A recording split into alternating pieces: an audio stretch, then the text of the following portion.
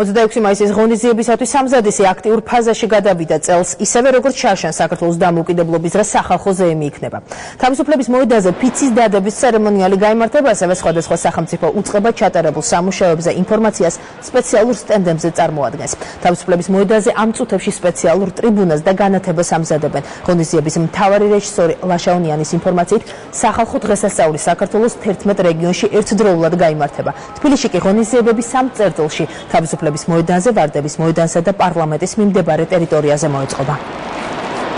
რუსთაველის პროსპექტზე იქნება ყველა სამინისტრო გამოსული თავის საინფორმაციო მასალებით, რითაც საზოგადოება შეუერთებით და გვექნება ურთიერთ აზრის გაცვლა. თავისუფლების მოედანი გვექნება იმისათვის, რომ ფიცის მიღება მოხდეს. უბრალოდ ეს იქნება ინსცენირებული, რომელსაც ჯობია ვნახოთ, ვიდრე ვისაუბროთ რა მოხდება, რა არის მერე იქნება. უბრალოდ ერთ-ერთი დიდი ნაწილი იქნება ამ დამოუკიდებლობის დღის ზეიმის.